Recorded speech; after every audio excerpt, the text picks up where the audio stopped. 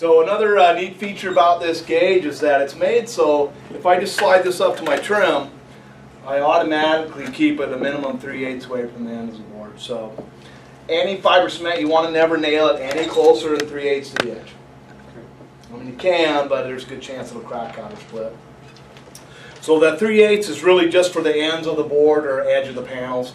When you're blind nailing 1 inch down or face nailing 3/4 of an inch up, and I'll go over that. I got another couple slides here. $17 our price. Typically we give out a ton of these. I gave out hundreds and hundreds of these.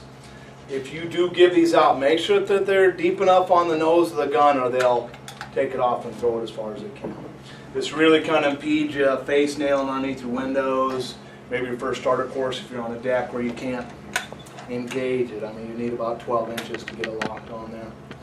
So the deeper on this, the better. Make sure you don't go too far with this max gun. I can actually put a 2-bar on there and then it won't engage it. So just enough to catch the board and you're good to go. Whatever you do, don't let them put them on there flush or it'll be a waste of 20 bucks. Another thing that I promote is a hook, just for safety up and down ladders. It's not too safe doing this. You could do that. Yeah, I got that. You could do that. I'll get to that point once I get to the fastening section. These are some of the tools that can make it easier and more productive. We're showing some gauges. We prefer a gauge that goes by exposure, not overlap. We're pretty consistent. The product's pretty consistent, but it's not perfect. So if you're going by 1.25 overlap and the boards are inconsistent, even a 1/16, you can get some spiking boards. Whereas if you go by exposure, it's easier to lay out, number one, or story pole, and you're always going to get what you end up with, not by going overlap. So we promote the Gecko gauge, and then this Malco tool here. I've got a couple of them here. I'll use these in combination. So I'm Norwegian, or maybe I'm just dense. They gave me a set of these and I didn't use them. I just used a stupid stick, a siding gauge. And I use this just because there's no way to screw it up. Once I get a straight line, this goes underneath my board, and I've got to fight it to hold it there, but there's no way to mess that up. I'm tight. There's no way to mess that up. If you do it another way, make sure I'm not blocking that. Typically it's standard to story pole and snap lines. You can mismeasure, mismark, and missnap, and then forward you can miss your line. Whereas that, tight, there's no way to mess that up. So it's pretty fast. Anybody I see snapping lines all the way on every house, I'm saying, hey, I could speed you up double, snap a couple lines, use this gauge. Check it on your top, snap another line when you get to your second story to continue that straight line. People don't see out of level. They see mismatch. So if I'm fat to skinny, you're going to see that. They don't see out of level pretty much unless it's not parallel to the window. So if I see somebody with a transit or a level, I'm saying, no, you don't want to do that. You just need to have consistent lines. You know, there's no rule that says the siding has to match up, but it's kind of expected. So it's kind of a trick. I recommend you snap at least one line all the way around the house. So if you've got 4 different people on 4 different elevations, you don't end up not matching on the inside corner, because you're going to spend hours and hours to correct that. Maybe pull a little off here, start fudging these up. A lot easier just to snap a line all the way around. And there's a trick you can do when you're using the trim. If I've got a line that I've snapped all the way around the house, when I go to do my trim, I just put that mark on my trims. Maybe I'm 49.25. I put my mark on my trim at 49.5, and I don't have to get down on the ground. I can just take my corner board, line it up with my benchmark, my story pole line. Makes it a lot easier. It makes you look a lot smarter than getting down on the ground and doing that. It's easier underneath. So these will help you out a lot. Did I touch that?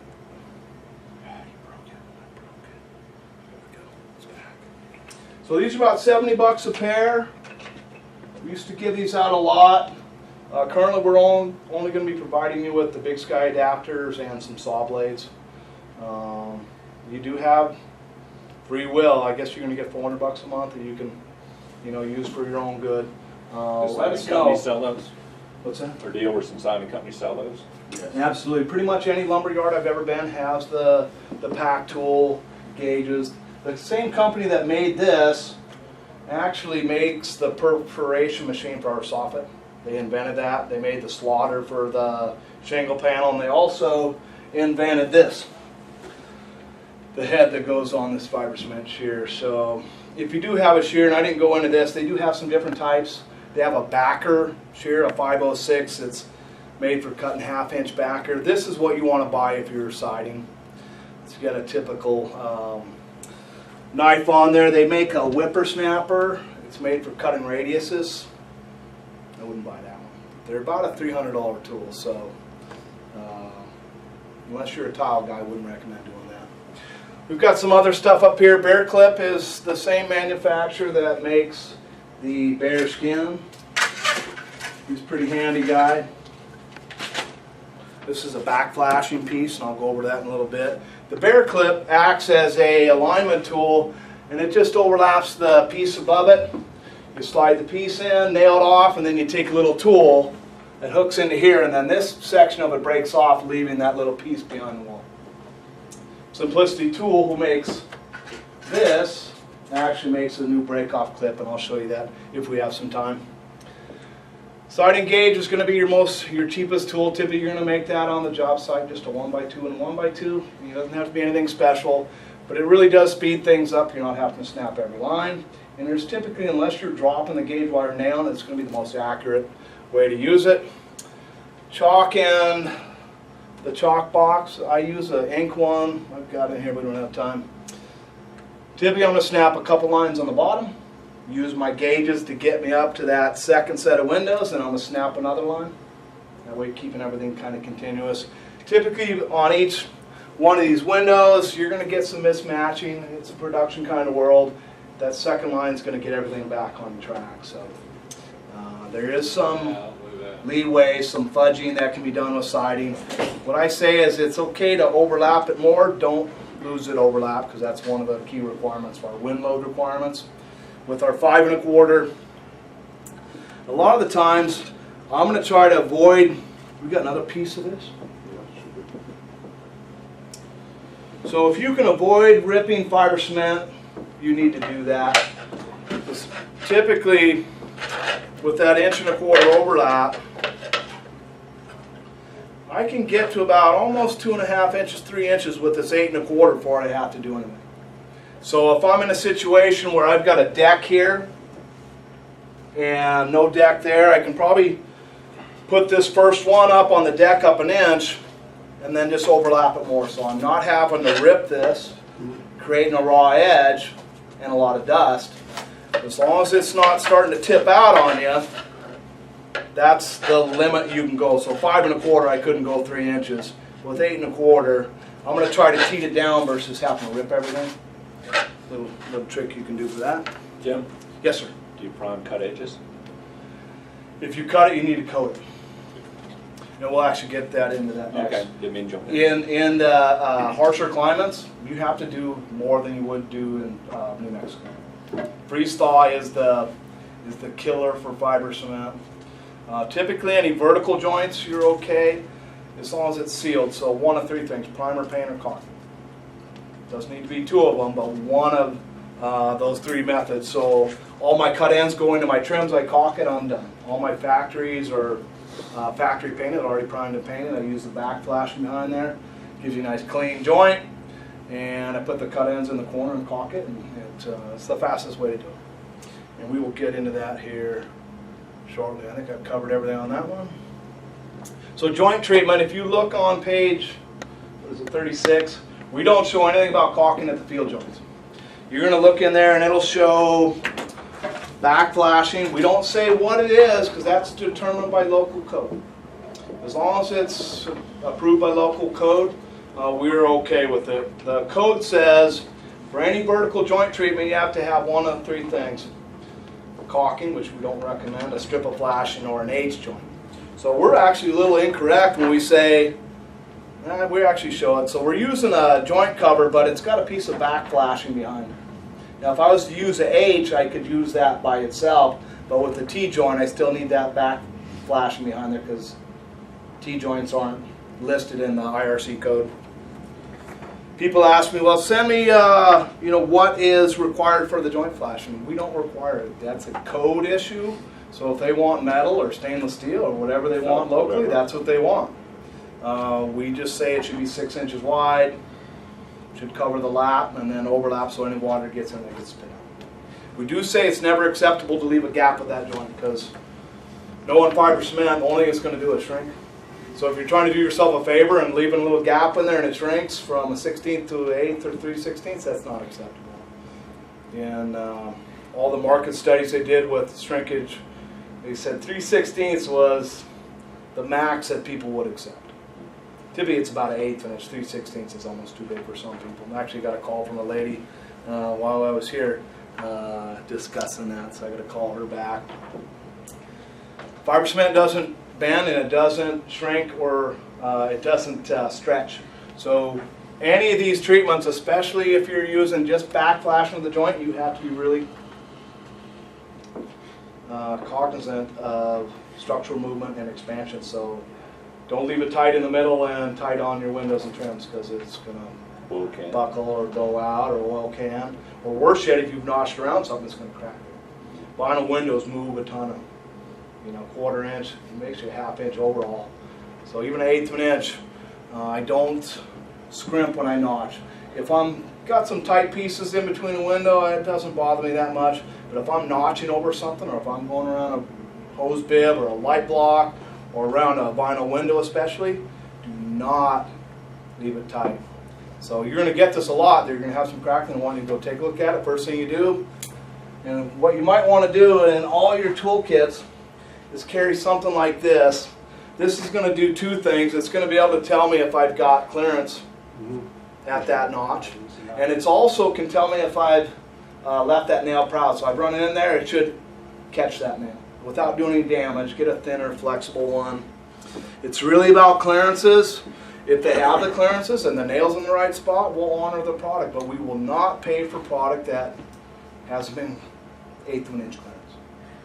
And if you want to go even farther than that, tell your customer, whatever caulking you're using, see what that manufacturer requires for that spacing. We don't manufacture caulk. Maybe they need a bigger gap than 1/8 of an inch. We've figured out that 1/8 of an inch is enough to protect our product. But for caulking, you might want to figure out what they need. So different materials for the back flash. We've got the bearskin. The bearskin's nice. It's a dark color. This is universal. I can use this on 12-inch product. I can use this on 5 1/4. A little more than I would need for 5 1/4. It has a nice little line, so I don't put it down lower an inch, so it's not exposed. And it's got a black or a darker rib on there, so if you do get some expansion, I'm not seeing that white paper. It does have a post-it note kind of feature to it, so it doesn't need any mechanical fastening for it. These are pretty popular. If you want to do your dealers and lumber yards any kind of justice, they're not going to make a ton of money off our product. But if you can sell them some products where they're not going to be price shopped on, that's another way to get more money out of each sale. And I'm sure they would listen to you at that point. This is Simplicity Tools version of the back flashing. I just used the 6-inch roll or whatever I was using on the house, typically 60-minute paper, a dark black paper. These have a little lip on them, so they don't need any mechanical fastening either. This is never going to go south. It is a coated aluminum. If you do use any of this material, it can't be raw. Trim coil, well, cement has lime in it. It causes natural electrolysis. So make sure that it's a coated aluminum. A lot of people just use a flashing knife, 6x8, whatever is locally. I had a guy in New Hampshire, they used all silver flashing behind it. I'm like, yeah, you might want to put something darker in there. And they wanted me to say it voided the warranty. That's not going to void the warranty. What you do with the butt joints won't. It's not a fire, bug, hail, or rot resistance thing. That's a code thing. And we leave that to local inspectors. So Simplicity Tool also makes some accessories for doing miter corners. This is a lot faster than trying to prairie lace some corners. We do show that in the manual. As a person with very little patience, I love these. You know, there's no caulking, there's no trim. I just run my siding to the corner and I start nailing these in individually. Very fast, they're easy to replace if they get damaged versus a true lace. If you damage that corner, putty and paint. Putty and paint makes siders what they ain't. Smooth, and then that's the texture. They do make some T-joints that you see here. If you use a T-joint, you need to make sure you incorporate that back flashing there. People can still caulk the joints if they choose to. Not the best thing. If you read any caulking manufacturer, you're going to say don't use caulking at the field joints.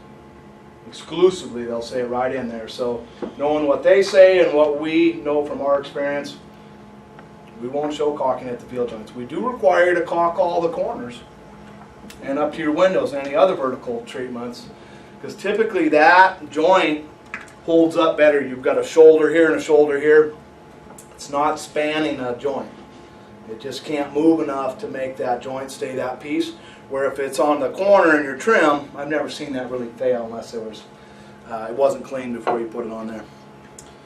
So I think we covered most of that. Any questions about the joint treatment? This here is an off stud joint. I've probably seen 2 jobs in my whole life that have used that product. That one lets the joint float, but this gets nailed to the wall, so it supports that joint a little from pooching out.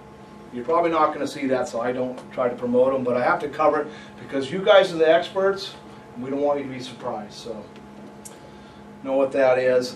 As far as this felt goes, don't use a 30-pound felt because it's fairly thick. Fairly thick. It can pooch out of the joints. 60-minute paper, 30-minute paper. The metal's good because anything that gets exposed to UV isn't going to hold up over time. Moderate contact at the joints. Not forced together, but you don't want to show this flashing, so you're covering it up and then leaving that gap at the ends. So wall preparation, getting started. First, you need to drink a bunch of coffee. It used to piss me off. My guys would drive an hour to work and they'd have a coffee in one hand and they're working by the hour and they're trying to roll their stuff out. I was not happy. And then a smoke in one hand and coffee in the other. That's why I'm doing this. So when you bid a job or you're working with somebody, you need to know what kind of framing it has, because it does make a big difference on the fasteners you choose and also the sheathing that you choose, because that can affect the length of that fastener. So structural and non-structural, your structural would be a 7/16 OSB and a 1/2 inch plywood. Those can be treated as long as they're nailed to the framing. You can directly attach to it. Not as good as hitting a stud, but you can go to it. If you're using non-structural, you have to hit framing. And you have to be 1 1/4 inch in the framing if you're using a nail. And you have to be 3/4 of an inch into it if you're using a screw. We don't really show that in the book. You just have to talk to me about that one. So foam builder board, not considered structural. Only thing that's structural is OSB and plywood. Next to your gypsum, we have a maximum of 1 inch. It's only been tested out to 1 inch, so if I have 1 inch of foam, I can put our siding on there and make it work. If it's 1 1/4, we have to have them referred out because we don't have testing for it. Basically, you stick a nail that far out, it affects how it'll hold on to the wall. The exterior gypsum, commercial jobs mostly have that. Every once in a while, we'll see 2 layers of gypsum for a 2-hour firewall. Technically, they need to re-establish the wall framing on that. Good thing I never read the instructions, so I never worried about that. Water-resistant barrier. Now, the water-resistant barrier is to protect the structure. We don't require it unless code requires it. We recommend it because all that water coming out of the house is going to get on the back of that board, and it could cause efflorescence. If I see efflorescence, it's because it was installed wet,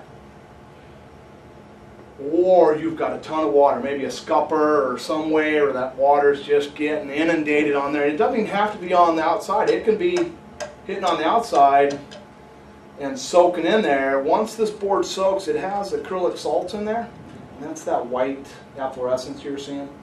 It's going to migrate out towards the front. I don't know the science of it, but common with all masonry products, bricks, you look at any masonry job, you're going to see that efflorescence. It's not the end of the world. A little mixture of 20% vinegar to 80% water. Soak it down for 15 minutes with water. Soak it down with that solution. Rinse and repeat. It's not the end of the world, and it's not a board issue. It's a common issue with anything made out of zinc. And we'll get more in depth in a little bit. So flashing, not only do you want to have that back flashing at the joints because it's required, but depending on where you're at, any horizontal strip, be it top of a panel or a piece of horizontal trim, is going to need some horizontal flashing as well, depending on where you're at. We're unique in the fact that we don't require any trim for ply-sem trim. It's so good.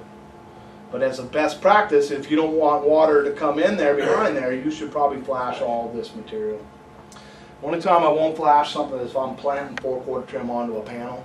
And typically just on the sides and bottoms, because where I meet this trim with siding, I need to have a 1/4 inch clearance for my siding. So when you're butting your siding out tonight, you still recommend leaving an 1/8 of an inch? absolutely.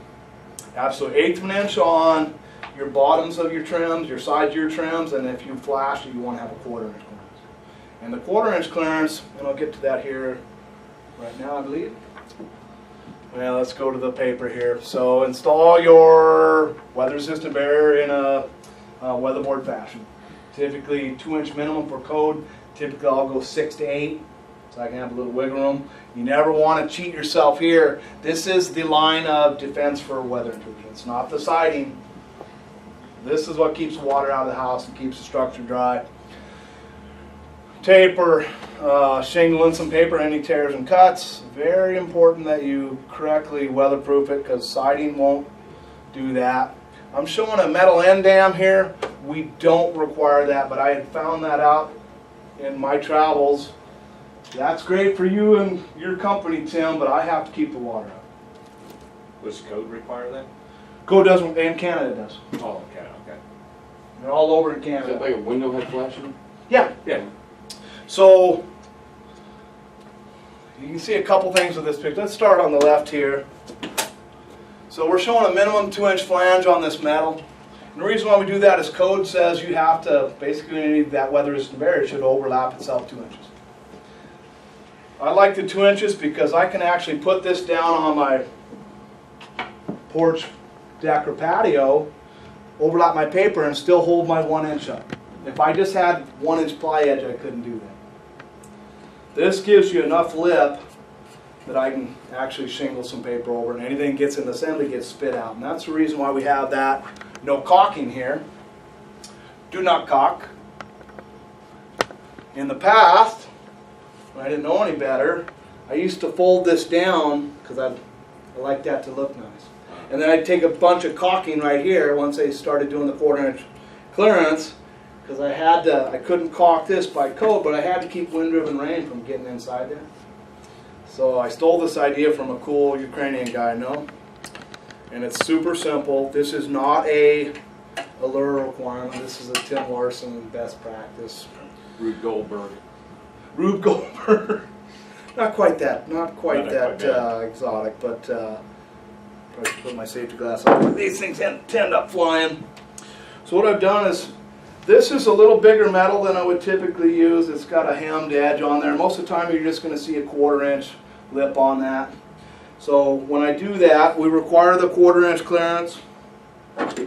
So once I cut out the face, and I just bob that for ease, and all I do is pinch that up and seam it over. Now this is never going to let wind-driven rain in there. Caulking's never going to fail there. I can do this rain or night. And when I do my siding, I just measure up to my notch and cut over the top. So I'm into easy and cheesy and fast for Tim. So knowing that, and knowing that this window here moves a lot, and if you're going to see any cracking on the building, it's going to be either at the bottom of that window because no clearance, or the top of that window because vinyl windows move a ton. So I've done myself a favor here, and I got 2 extra pieces on each side of this window. If I use a factory end on this, I don't have to do anything. I've got 2 factory ends. This piece here, all I have to do is cut it to length and rip it. I could rip it blindfold because it doesn't have to be a perfect cut. I've got a factory bottom, I've got a factory end. If I have to do any touch-up, it's just on one end. And I've served two purposes. I've made it look better. Biggest complaints with siding, that gap's too big or that cut is horrible. And there's no way to fix that. Caulk and paint makes siders what they ain't, but as code goes, you can't do that. So, when I can, I'm always going to put a joint here, and I'll actually, if I'm worried about it, I've got my, we'll say this is my head flashing here. I've shingled my paper over, and if I'm worried about water in that joint, depending on how much overlap I need, I'm just going to put that right behind my joint. I don't want to see any caulking here, because I know that caulking won't hold up for very long.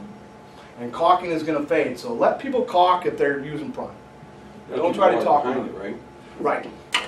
So would you have to put something at the bottom too then? No.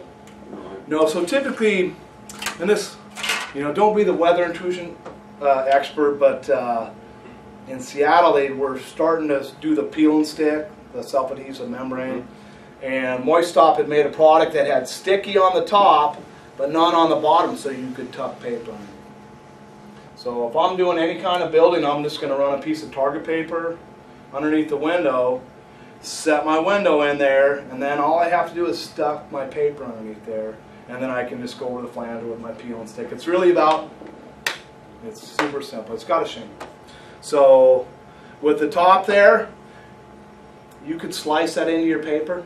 A lot of the times if I have something in there already, this is nice with a 2-inch, I'll have this paper, I put my trim in, I'll just take my knife and cut it up about 1 inch. And that way I can shingle this underneath there, and then I'm not going to expose that paper, but I haven't had to do anything special. I just papered it, trimmed it out, sliced it so I could slip this underneath there. And everything shingles. There's no way for that to go south. If you don't, and you're relying on caulking solely, you're going to be causing the structure some damage. So any questions about the end dam? So all that basically is just a water table. Yeah, it's exactly just a little water table for a header trim. I tell people not doing this isn't going to avoid your warranty, but if we could point back to this as being a cause for it, I say don't be a cowboy, follow the instructions, because if you work for an elementary teacher, a lawyer, or an engineer, they've already read this more than you probably have, and they're looking for a way to prove that they're smart.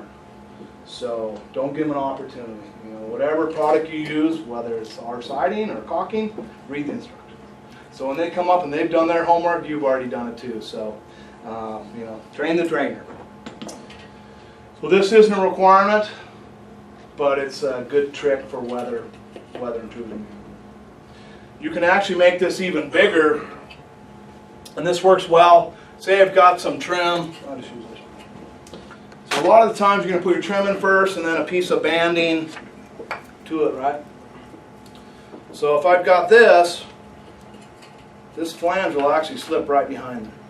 So this is where water's going to want to get in as well, is right here. You have to leave that 1/4 inch gap there. Wind-driven rainfall in a 40-foot band is going to find its way in there, but if you put that end down behind there, it's going to spit it out. The house is going to last a lot longer if you do it that way. Water management. And it's really about meeting code. We don't really, code doesn't require the 1/4 inch. Fiber cement manufacturers come up with that all on their own because fiber cement should never be in standing water. In freeze-thaw, you can soak that water up, and if it freezes, it can affect the board over time. But most importantly, it can affect the finish, so paint won't stick to what's wet.